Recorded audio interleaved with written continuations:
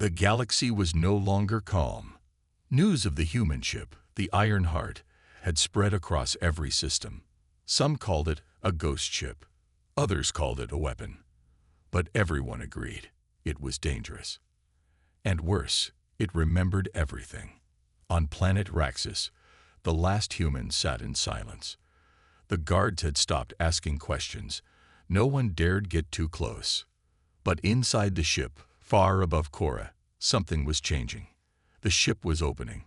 Slowly, like a blooming flower made of metal. A section of its upper layer peeled back, revealing a large glowing orb. It pulsed like a beating heart. It was bright, beautiful, and terrifying. The Council finally understood. This was the memory core. The memory core was not just a computer. It was alive. It stored more than data. It carried millions of memories. The final thoughts of Earth's scientists, soldiers, children, artists, and leaders. All of them uploaded before the planet fell. And now, those voices wanted to be heard. The core began to broadcast across nearby systems. No words, just visions. People all over the galaxy started having the same dreams, some while awake, some in sleep. They saw Earth burning, giant ships raining fire, cities crumbling, a woman holding a child in a metal room, whispering, "You'll be safe. Tell them who we were." Then silence. Then the black sky of space. Then the Iron Heart launching. Even those who had never heard of Earth began to feel something strange, like guilt, like they had done something wrong, even if they hadn't been there. The core wasn't just showing history, it was sharing pain. The Council held an emergency meeting. Some leaders wanted to attack now, destroy the ship before it grew stronger. Others said it was too late. One Zorak general stood and shouted, "This ship holds the minds of a dead world. It is a weapon of emotion. It's making our people feel things that never happened to them." But another council elder whispered, "Or maybe, it's showing them what we chose to forget." Meanwhile, the human remained quiet, but inside his mind, he was speaking with the ship. He was connected to the memory core. He could hear the voices, and they were growing louder. They wanted to speak to the galaxy directly. The man stood up in his cell and said aloud, "The core is ready." The guards looked at each other, confused.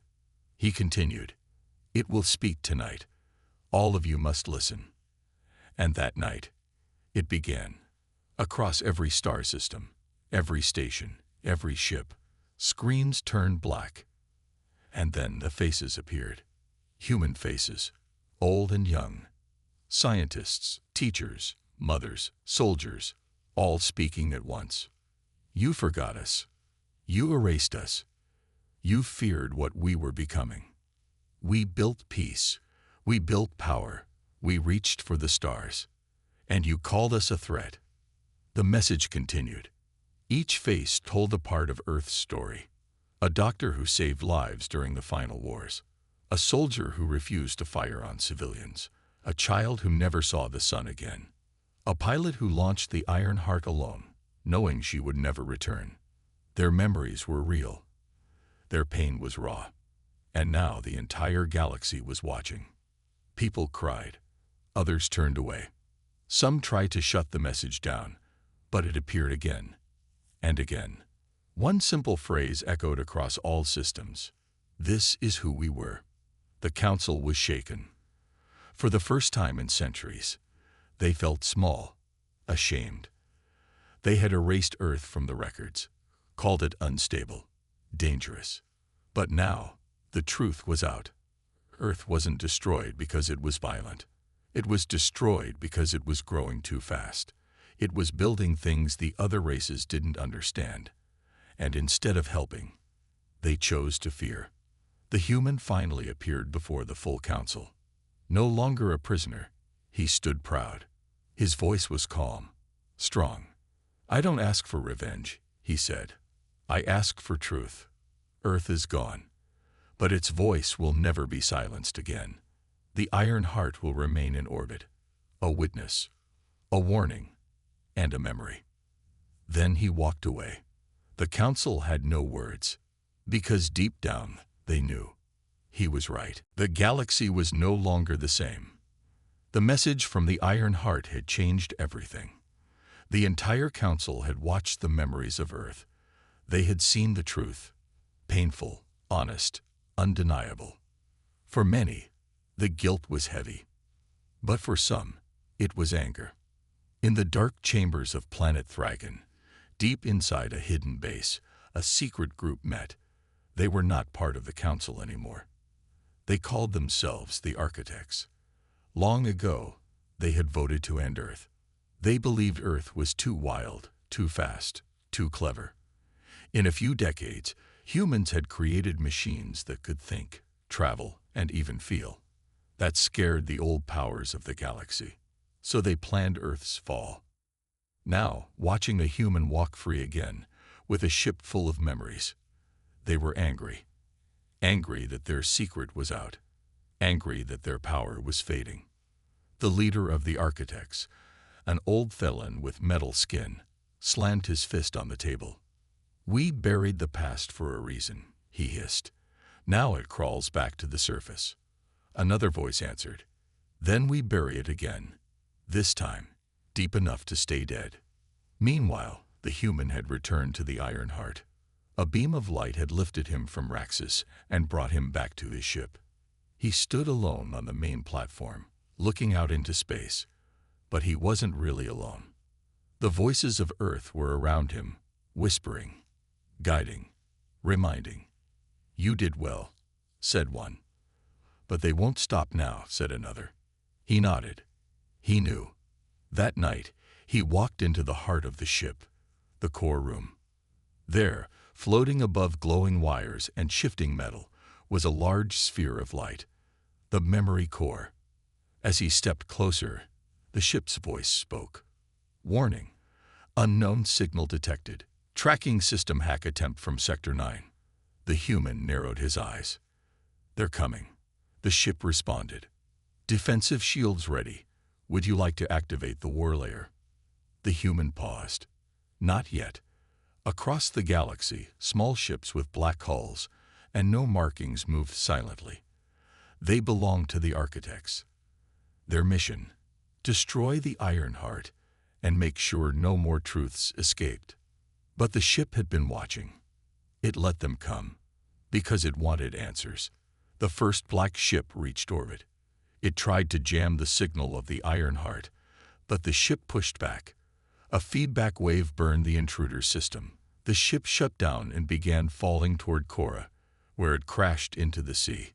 The other black ships stayed back. But it was too late. The Iron Heart had traced their signal, all the way to Thragon. Inside the memory core, the human stood still, watching new files open. "Ship," he said, "do we have the truth?" "Yes," the voice answered.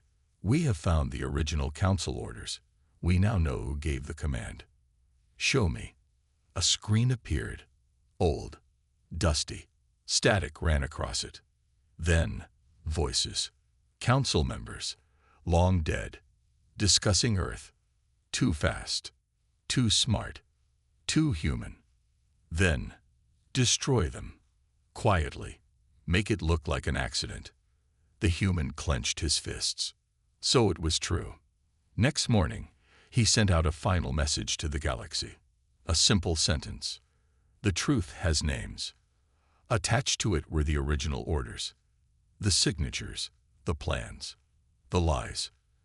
And with that, the galaxy exploded in chaos. Some council members resigned. Protests began on several planets. Others begged forgiveness from humans that no longer existed. But on Thragon, the Architects prepared for war. They built a new weapon, a virus, not for bodies, but for memories. Their plan: infect the Iron Heart, erase the memory core, kill Earth's last voice. But the ship was ready. As the virus ship approached, the Iron Heart opened for battle. Its metal surface cracked, revealing rows of glowing blue panels, cannons that hummed with silent power. The virus ship fired first. Too late. The Ironheart's weapons charged and released a single shot. It did not explode. It erased. The enemy ship vanished, without sound, smoke, or trace. Gone from space. Gone from memory. Back on the main deck, the human watched with cold eyes. "No more shadows," he whispered. "Only light." The stars had changed. Not in shape, not in light, but in meaning. Ever since the Ironheart sacrificed itself, the galaxy had become quieter and wiser. Planets that once ignored each other now shared knowledge. Races that once feared humans now studied their memory. And every child learned about Earth, not as a myth, but as a memory worth keeping. But then, it came. A signal. Small, broken, weak, and yet it spread across the stars like fire in dry grass. It had only 3 words: "We are coming." At first, people thought it was just an echo. Maybe an old message from the ship, maybe a trick from the architects. But then the signal repeated. Stronger, clearer. Then came something else, a location. Sector 7, the ghost zone, where the Ironheart had vanished. Ships turned, eyes opened. The galaxy held its breath. The Council sent scouts, not soldiers, listeners. They found nothing. At first, just old wreckage, fading energy, ash from the final blast. But then, one ship picked up a pulse, like a heartbeat. And then, light. A tear opened in space. Not a weapon, not a storm. A gate. Slow, smooth, glowing blue like Earth's oceans once were. And from it came something no one expected. A ship, not the Ironheart, but made from the same design. Only cleaner, brighter, new. It had no weapons, but it had shields. No flags, but it carried a light in the front. A symbol, a broken planet with a growing tree. The Council watched in silence as the ship sent out a message. A soft, calm voice. Human, but different. We are the children of memory, born from the Ironheart. We carry what was saved. We do not come in power. We come in peace. Inside the ship were not humans of blood and bone, but constructs.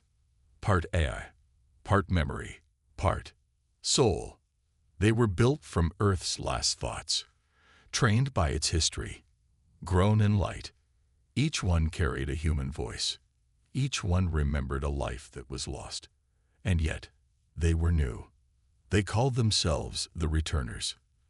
And their purpose was simple: to plant what was burned, to speak what was silenced, to build what was broken. Some in the galaxy feared them. Are they real? Are they dangerous? Are they just machines? But then the Returners did something no one expected. They gave. They flew to old, dying worlds and restored power. They shared lost cures from Earth's last medical vault. They fixed ships, healed cities, taught peace, not with force, with memory. And slowly, the galaxy began to trust them, not as rulers, not as ghosts, but as keepers. On Cora, the beacon still stood. One day, a returner visited it. She walked to the base, touched the stone, and placed something there. A small cube. Inside it, the last heartbeat of Earth. A recording of the final sunset over the Atlantic Ocean. A planet saying goodbye. But also, hello. Years passed. The architects vanished, hunted by their own lies. New leaders rose, young, open-minded, dreamers. Galactic schools taught Earth history as a core subject. And once a year, on the Day of Light, stars across the galaxy dimmed for 1 minute in silence, to remember the Ironheart. And still, the Returners came, not to take, but to return. Some say the original human, the one from the Battleship, still exists, hidden deep in the code of the new ship.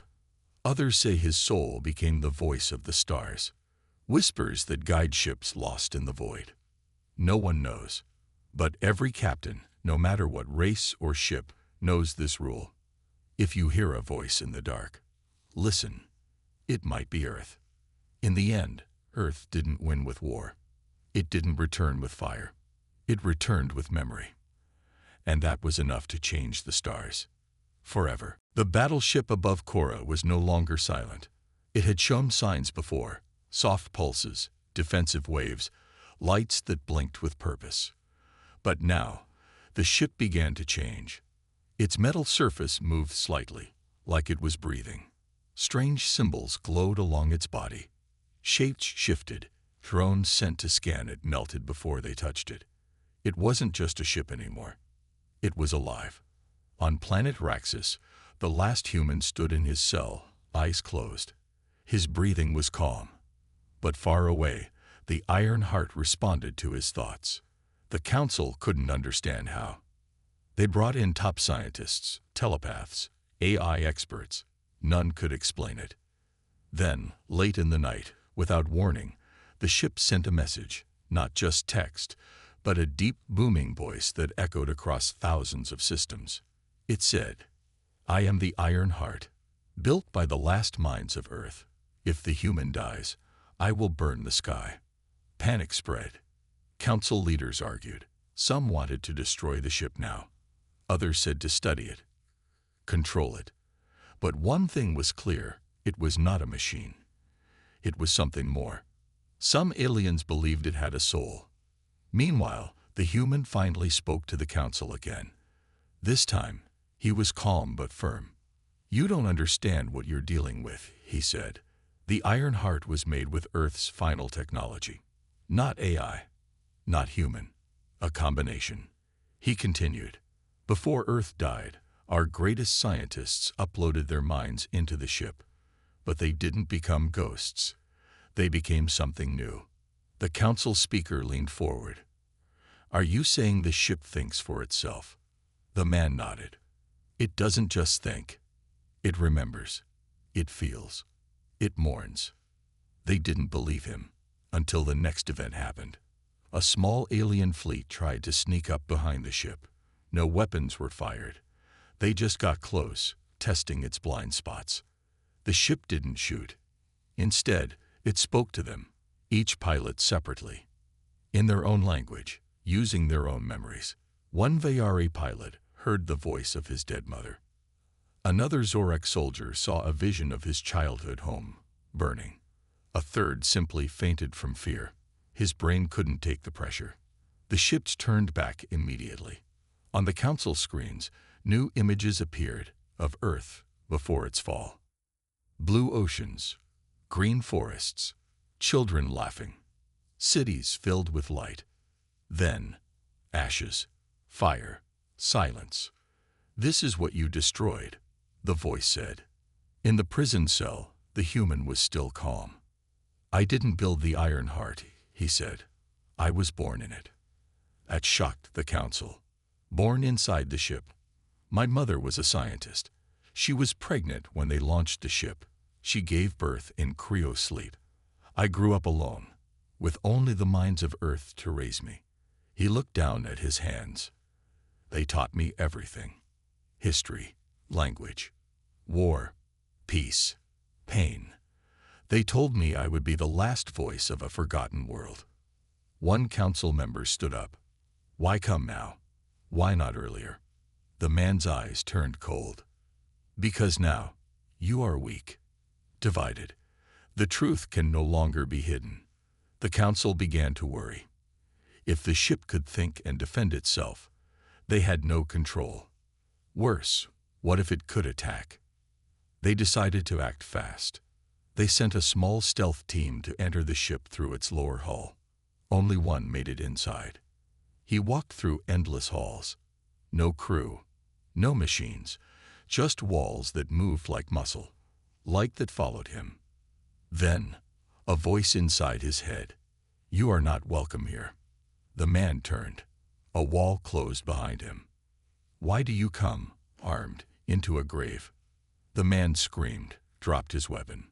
Then he saw it.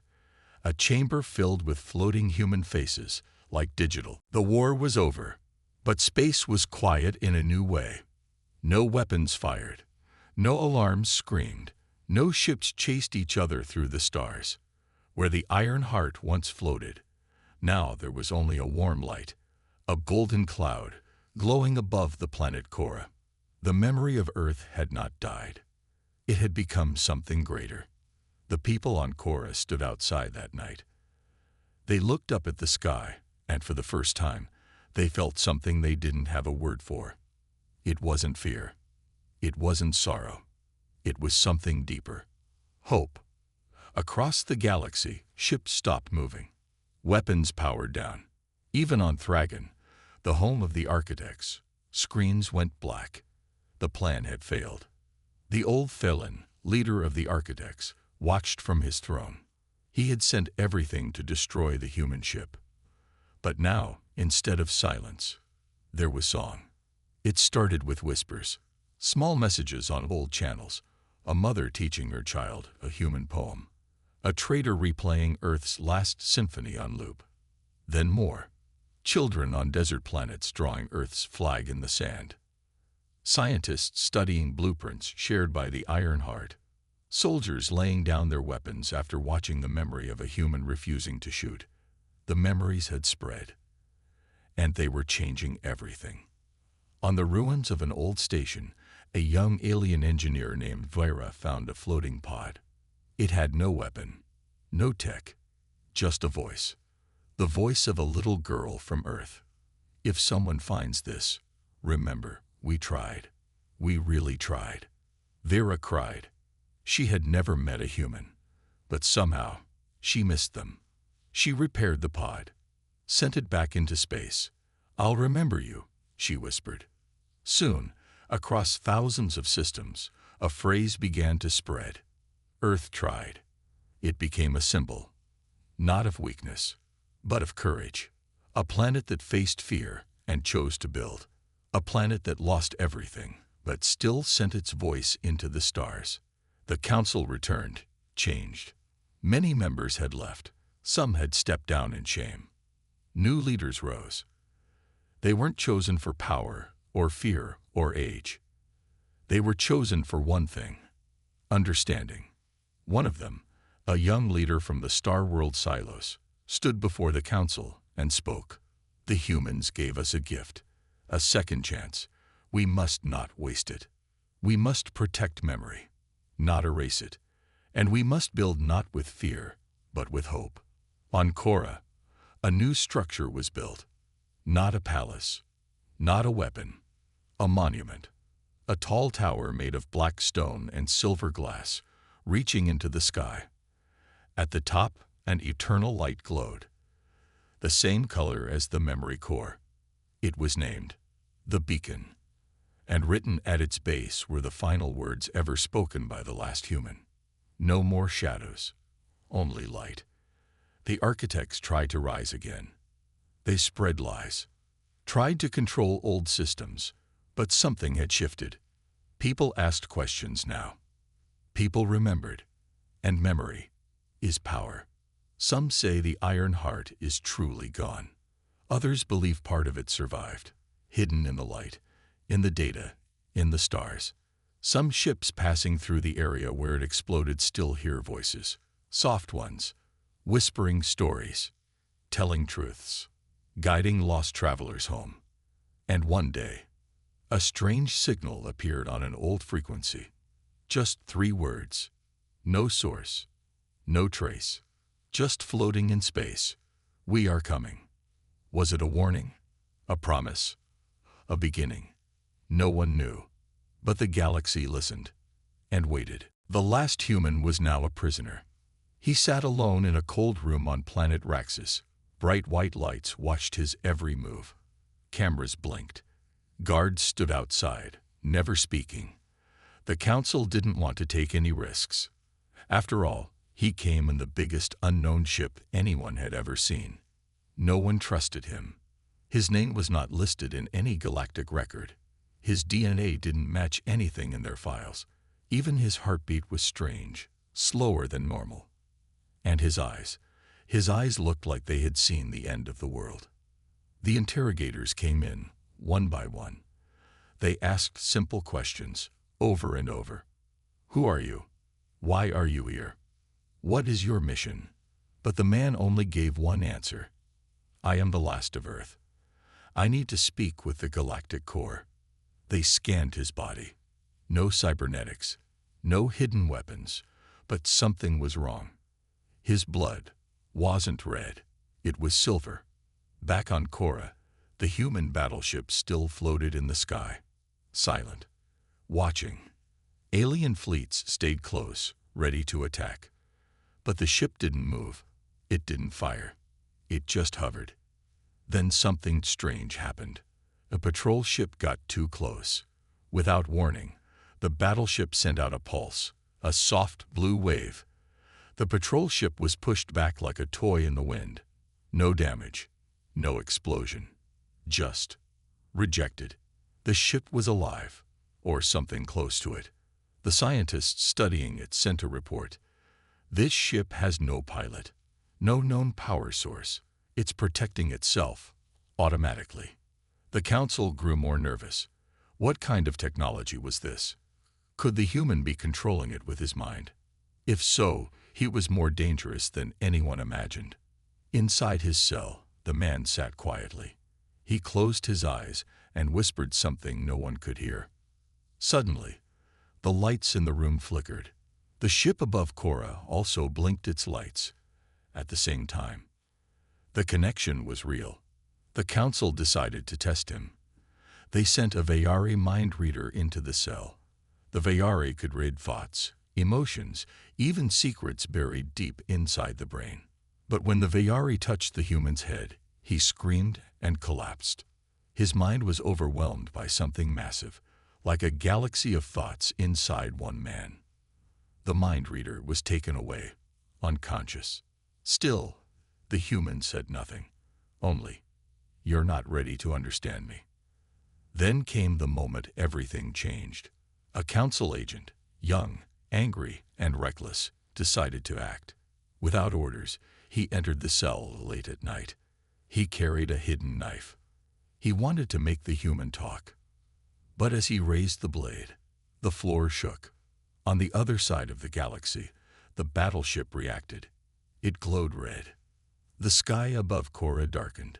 The sun was blocked by energy clouds forming around the ship. Static electricity filled the air. The planet's gravity shifted slightly. All systems in the nearby area went down. Communications, power, engines. The ship spoke again. But this time, it was not a message. It was a warning. A deep, powerful voice echoed across the stars. "If he is harmed, your stars will go dark." The agent dropped the knife. The human stood up, looking straight at the camera. "I don't want war," he said, "but I am not alone." The council finally understood. This was not just a ship. This was Earth's revenge, a final creation sent into space after humanity's fall. The man explained. Earth was betrayed. Our allies feared our growth, our ideas, our machines. So they turned on us, burned our cities, blocked our signals, said we were dangerous. So we built one last thing, a seed, a memory, a weapon of truth. He looked up at the sky. The ship is called the Iron Heart.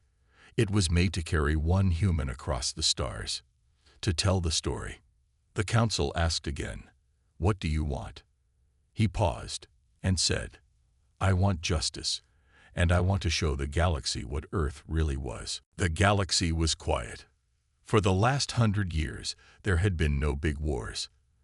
The different alien races lived in a careful peace. Everyone followed the rules of the Galactic Council. Trade moved smoothly. The stars were calm. Then something appeared. A giant ship came out of nowhere. It entered orbit around planet Korra, a neutral planet, with no weapons and no army. The ship was dark gray, shaped like a dagger, and bigger than any known battleship in the galaxy. It had no flags, no symbols, no welcome message. The people of Korra looked up at the sky. The ship covered half the sun. It didn't send any signal. It just floated above them, silent and still. Panic began to spread. Within minutes, the Galactic Council was alerted. Emergency meetings were called. The top races, the Zorak, the Thelans, the Vayari, sent their best fleets to Korra. Nobody knew who the ship belonged to. No records matched its design.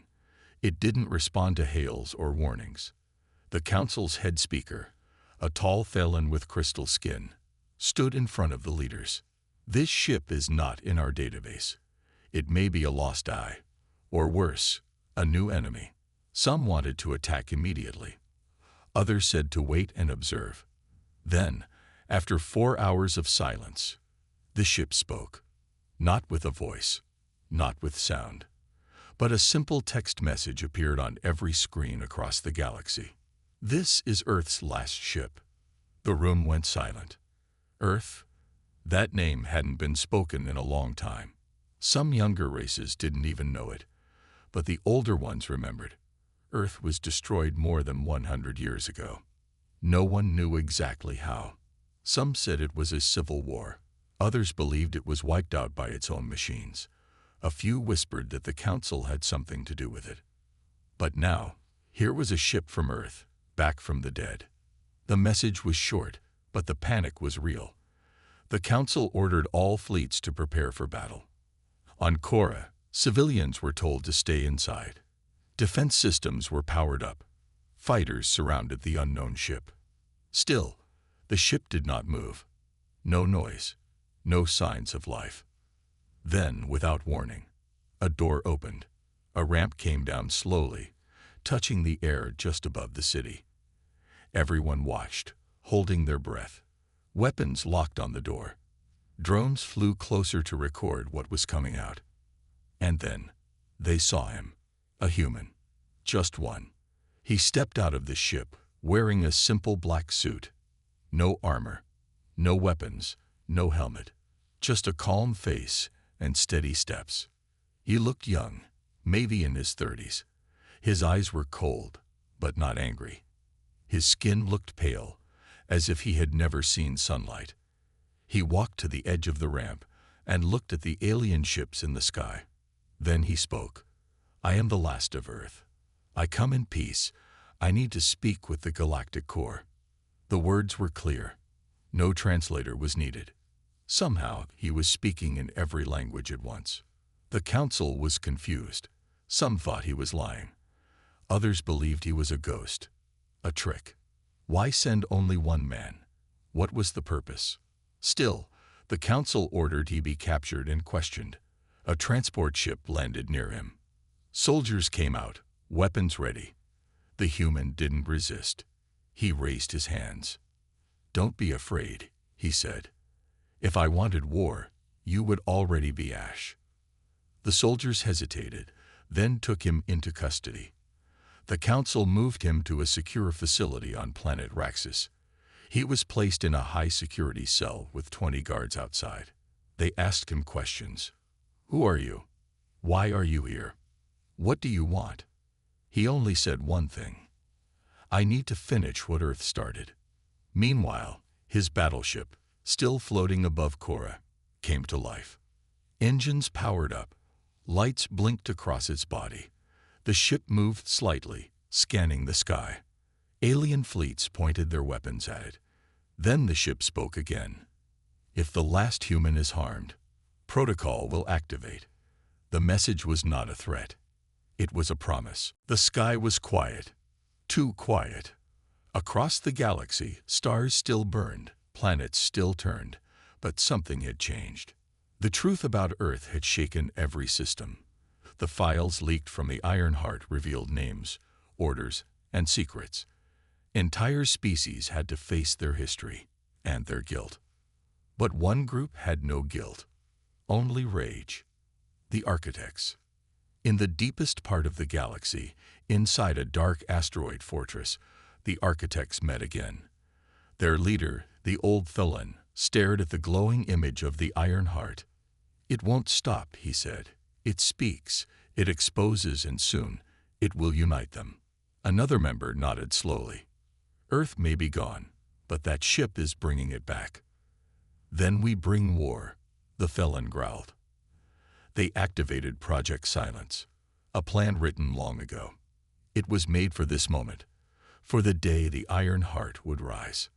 The plan called for a galaxy-wide blackout. No signals, no messages, no history. Erase the past. Control the future.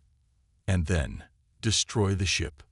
On the Iron Heart, the human stood at the command deck. He could feel something, a weight in the air. The voices of Earth whispered to him, "They're coming. They're afraid. This is the war we tried to stop." He closed his eyes. "And this is the war we will finish." Then the galaxy went dark. One by one, signals died. Holograms blinked off. Maps vanished. Even the stars on screens disappeared. People panicked. They couldn't call. They couldn't see. It felt like the universe itself had turned off. Only one signal remained, the voice of the Iron Heart. "Do not fear the dark," it said. "In the end, light always returns." But then, the attack began. Hundreds of ships, silent, black, fast, appeared near Cora. They didn't broadcast. No warnings, no names, just fire. They launched plasma torpedoes, shadow mines, and beam disruptors, all aimed at the ship. But the Iron Heart was ready. The ship's metal body shifted, as if alive. Cannons rotated, shields flickered, and then the ship fired back. The first wave of attackers vanished in a blink, but more kept coming. Inside the memory core, the human stood firm. He wasn't just a man now. He was the voice of Earth. "Activate the Founder's Defense Protocol," he said. The ship responded. "Protocol ready. Deploying Ghosts of Earth." From the back of the ship, dozens of smaller ships launched. Sleek, fast, silent. These weren't warships. These were memory ships, each carrying a piece of Earth's lost power. They didn't use weapons. They used knowledge. One entered a hostile cruiser and broadcast the life story of a murdered scientist. Another crashed into an enemy station and released Earth's last music. A third transmitted the full history of human peace talks minus 2,000 years of attempts at unity. The enemy didn't understand. Some broke down. Some surrendered. Others kept fighting. On the council world of Raxus, citizens watched the battle from orbit. They saw fire. They saw memory. And for the first time, they chose a side. Ships launched from Raxus, not to fight the Iron Heart, but to protect it. The council sent out a new message. We were wrong. Earth did not fall because it was violent. Earth fell because it was ahead. We must not make the same mistake again. But in the shadows, the architects prepared one final move. A planet killer. A massive bomb hidden in a moon, set to explode near the Iron Heart. Big enough to erase everything in orbit. Ship, memories, even Cora below. They only had one chance. They launched it. The human felt it before the ship did. The voices in the core screamed. Flashes of fear. A child calling for her mother. A soldier refusing to leave his post. The ship screamed too. Warning. Impact in 5 minutes. No escape possible. The human breathed slowly, then smiled. No escape needed. He walked to the core, placed both hands on the light. Run the final gift protocol. The ship paused. This protocol cannot be undone. I know. You will not survive. I know. In space, the planet killer got closer. And then, the Iron Heart opened. A massive light burst from the ship. A final wave of memory. It carried every human voice, every image, every song, every dream, out into space. It passed through enemy ships. It passed through allies. It passed through the stars. Then the planet killer hit. A flash. A soundless roar. And then, silence. The Iron Heart was gone. But the memory remained. The voices now lived in every system, in every ship, in every being who had seen the light. Earth was not forgotten. It had become part of the galaxy, forever.